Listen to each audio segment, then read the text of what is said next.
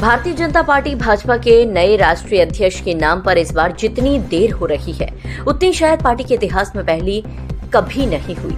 अध्यक्ष पद की घोषणा टलते टलते अब 14 अप्रैल यानी बाबा साहेब अम्बेडकर जयंती के बाद की तारीख सामने आ रही है। सवाल यह है कि देरी की असली वजह क्या है। क्या प्रधानमंत्री नरेंद्र मोदी और आरएसएस प्रमुख मोहन भागवत के बीच किसी सहमति की तलाश जारी है? जेपी नड्डा अभी तक कुर्सी पर क्यों? जनवरी 2020 में राष्ट्रीय अध्यक्ष बने जेपी नड्डा का कार्यकाल 3 साल पहले ही पूरा हो चुका है।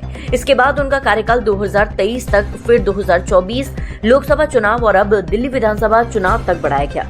लेकिन अब जबकि संगठन चुनाव लगभग पूरे हो चुके हैं, फिर भी नए अध्यक्ष का नाम सामने नहीं आ पाया है।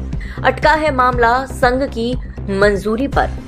सूत्रों के मुताबिक भाजपा की ओर से आरएसएस को अब तक आधा दर्जन नाम सुझाए जा चुके हैं, जिनमें धर्मेंद्र प्रधान, प्रहलाद जोशी, अर्जुन मेघवाल और मनोहर लाल खट्टर प्रमुख हैं। लेकिन संघ ने अभी तक किसी भी नाम पर अंतिम मोहर नहीं लगाई है। मोदी और भागवत में खटपट। पार्टी सूत्रों का दावा है कि इस बार निर्णायक सिर्फ 2 बड़े चेहरों प्रधानमंत्री नरेंद्र मोदी और आरएसएस प्रमुख मोहन भागवत के बीच का मामला है।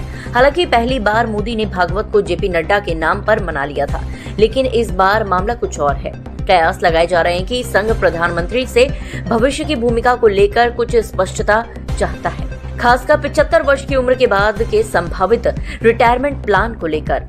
मध्यस्थ की भूमिका में संघ के वरिष्ठ इस गतिरोध को सुलझाने की कोशिश में आरएसएस के सर कार्यवाह दत्तात्रेय हौसबोले और पूर्व सह सर कार्यवाह सुरेश सोनी लगे हैं।